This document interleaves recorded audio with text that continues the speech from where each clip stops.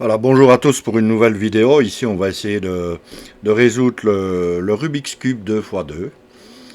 Donc, on avait déjà fait le 3x3. Donc, le 2x2 devrait être normalement beaucoup plus facile. Mais il y a quand même quelques petits soucis qui peuvent se passer au 2x2 qui ne se passent pas au 3x3. Vous n'aurez pas besoin de grand chose d'autre. Comme algorithme, moi je vais en utiliser deux ici. Deux qu'on a déjà utilisés dans le 3x3 et rien d'autre. Juste avec quelques petites améliorations pour aller de temps en temps plus vite, mais ça ne changera pas grand chose. Alors, ben ici on a le 3x3, donc le 2x2 il est plus petit. Voilà, ah zut, c'est un 3x3 aussi. Donc je rigole, hein. Non, voilà le 2x2. Voilà ici en grand, hein. Mais voilà, vous pouvez voir. Quelle est la différence avec le 3x3 normal? Ben, il n'a pas de centre et il n'a pas d'arête. Donc logiquement, vous me dites ça pourrait être plus facile, bien plus facile. Vous allez voir que ce n'est quand même pas bien difficile, mais il peut se produire des cas où on est embêté. Parce qu'il y a des choses qui arrivent sur le 2x2 qui n'arrivent pas sur le 3x3. Un petit problème de parité qui peut survenir. Alors, on va le résoudre exactement comme on fait avec un 3x3 normal. C'est tout. On va d'abord donc refaire le premier étage et puis on passera au dernier étage directement puisqu'ici il n'y a pas d'étage intermédiaire. Donc je vais le défaire, c'est un beau petit cube. Donc voilà.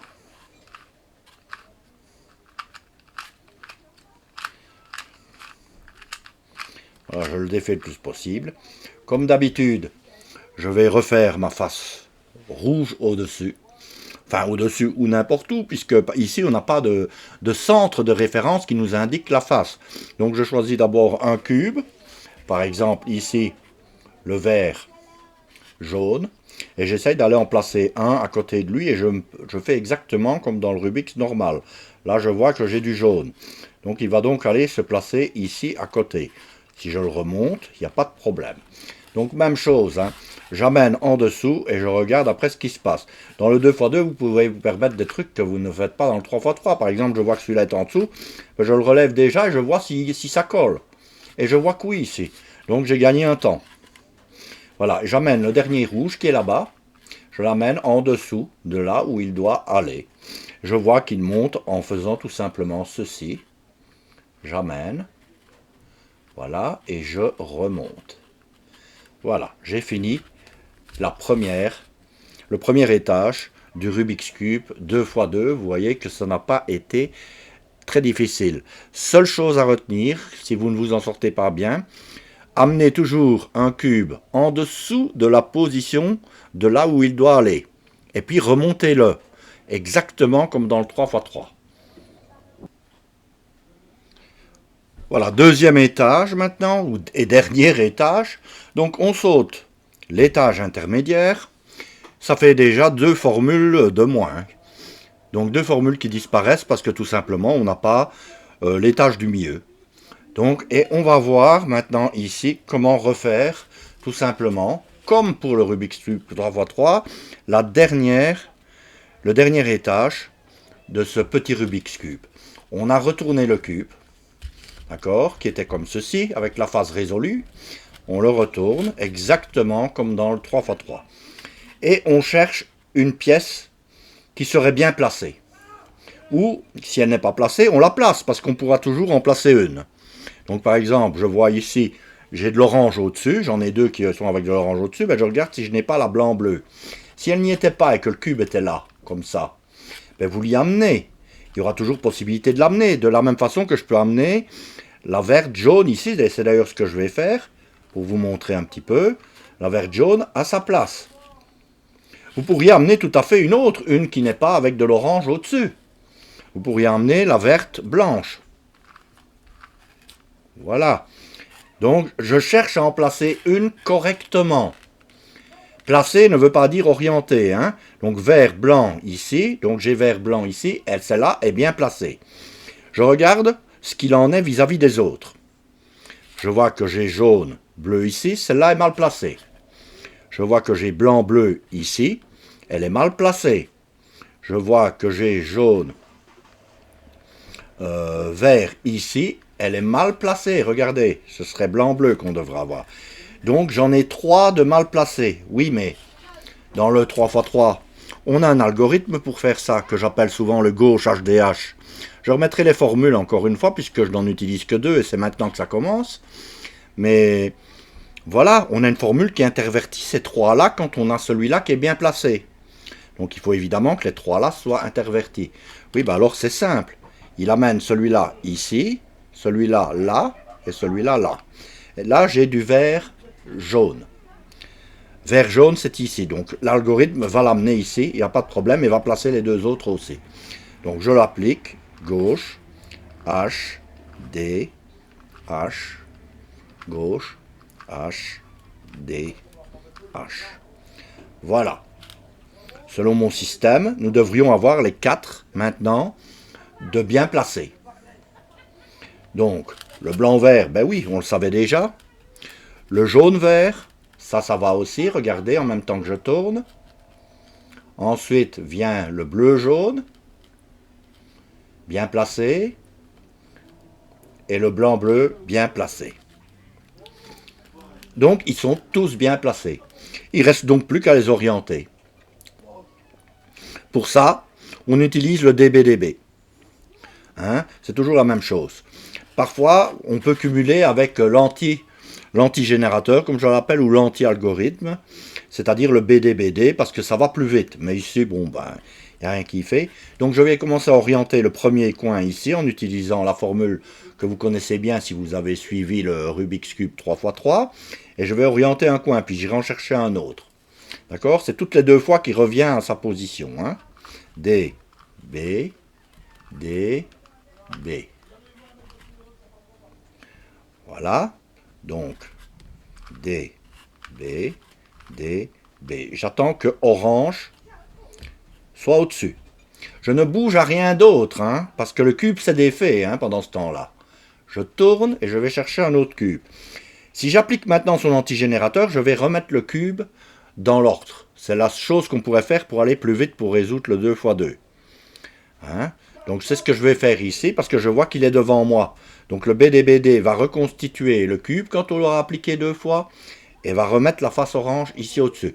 Je pourrais très bien continuer en faisant des DBDB tout le temps, jusqu'à ce que le cube soit résolu. À un moment donné, il va orienter tout et remettre le cube. Je pourrais continuer selon ce principe-là. D'ailleurs, je vais le faire, pour ne pas perturber. Donc on utilise toujours la même chose, mais on va devoir l'utiliser 4 fois cette fois-ci. DB, DB, DB, DB, DB, DB, DB, DB. Je vois que à cette étape-là, il a reconstitué la partie du bas. Donc pas de problème, je peux mettre l'alignement là, faire une petite pause. Voilà, et recommencer le DBDB à partir de ceci. Donc DB, DB, DB, DB. Voilà. Pour ceux qui me suivent, vous devriez être habitués à ce genre de mouvement. Et ici, comme il est devant moi, je pourrais appliquer le BDBD 2 fois et je l'aurai tout de suite. Tandis que si je ne fais pas ça, je vais devoir appliquer encore 4 fois. Donc, je peux vous montrer une fois, c'est B, D, B, D, B, D, B, D. Voilà, et il est directement reconstitué et remis en l'état de choses. Maintenant, un autre problème peut survenir dans le 2x2 une fois que vous êtes à la question du placement des coins du dernier étage. Donc, je vais vous faire cette configuration-là pour vous montrer un petit peu ce qu'il faut faire dans ce cas-là. Alors, voilà le cas de figure ici qui peut poser problème. Pourquoi? Vous avez 2 cubes qui sont bien placés. Vous avez ici, on peut le voir très facilement, le jaune bleu qui est très bien placé. Vous avez en même temps le blanc bleu qui est ici, qui est bien placé aussi par rapport à son cube du bas. Par contre, si on regarde de l'autre côté, vous voyez que vous avez une inversion. Là, vous avez le blanc-vert, alors que ça devrait être le jaune-vert. Là, vous avez le vert-jaune, alors que ça devrait être le blanc-vert. Donc ces deux-là sont intervertis par rapport à ça. Donc j'ai mes deux cubes ici qui sont bien placés, et ces deux-là qui sont intervertis. Voilà le résumé de la situation. Deux intervertis, deux bien placés. Oui. Quel est le problème? C'est que le générateur qu'on utilise, lui, fait une permutation circulaire de ces trois cubes. Vous voyez le problème? Mais le problème, c'est qu'ici, on en a déjà deux bien placés. Donc tout ce que notre générateur va faire, c'est de déplacer à chaque fois celui qui est bien placé et éventuellement revenir à sa position initiale. Et on n'aura jamais résolu le problème. On va tourner en rond. Le cube sert à déplacer trois cubes et non pas deux. Il n'intervertit pas deux cubes. Alors dans ce cas-là, qu'est-ce que vous faites? Vous allez vous mettre sur un qui est mal interverti. Donc un des deux ici. Donc vous allez le mettre comme il faut, à sa place, vert blanche. D'accord? Un des deux intervertis, vous allez bien le placer. Et vous regardez avec les autres ce qui se passe. Vous voyez que celui-là maintenant est mal placé. Ici c'est blanc-bleu, il est donc mal placé aussi, ça devrait être jaune-bleu. Et le dernier, ici, qui est un jaune-vert, est mal placé aussi. Vous êtes donc réarrivé à une place où vous en avez trois d'intervertis. Vous auriez pu prendre l'autre, hein. Vous auriez eu le même cas. Si jamais ça ne marchait pas, vous tentez ailleurs. Mais ça résout le problème à chaque fois, hein. Donc ici, je vais pouvoir appliquer mon algorithme qui consiste à amener du vert jaune. Il est justement là, donc il va y arriver tout de suite. S'il n'y arrivait pas tout de suite, vous appliquez l'algorithme une deuxième fois, le même. Hein? Ça veut dire que tout simplement, il était là par exemple, et il doit aller dans l'autre sens.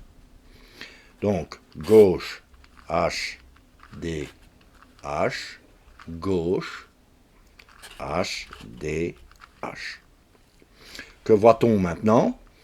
On voit qu'on a tous nos cubes de bien placés. Et coup de bol, on en a deux d'orientés aussi. Qu'est-ce qu'il reste à faire? Puisque ceux-là sont bien placés maintenant, eh bien, il reste à faire le DBDB.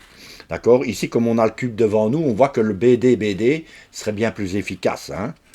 On pourrait commencer par le BDBD et terminer par le DBDB. Hein? Algorithme, anti-algorithme, ils vont s'annuler, il va reconstituer le cube directement. Donc, je pars ici. On peut faire tout avec le DBDB, il ne faut pas se tracasser avec ça. Moi, je vais toujours au plus facile. Hein. Donc, si vous n'avez envie que de retenir cet algorithme de DBDB, eh bien, vous pouvez tout faire avec, mais seulement vous devrez déjà appliquer 4 fois ici pour le remettre, et puis 2 fois sur l'autre. On va le faire. Après tout, c'est la même chose. Donc, D, B, D, B, D, B, D, B. Toujours pas orienté. D, B, D, B, D, B, D, B. Il vient de s'orienter. On amène l'autre, et on a encore 2 fois à l'appliquer pour reconstituer le cube et l'orienter correctement. D, B, D, B, D, B, D, B. Voilà, je ramène ma face ici. Hein. Voilà. Ne vous inquiétez pas si je fais mal les mouvements, c'est parce que j'essaye de rester vraiment bien droit devant la caméra pour que vous voyez le mieux possible les mouvements que je fais. Hein. Donc je les fais lentement et je suis un petit peu embêté pour moi-même pour me déplacer. Donc voilà.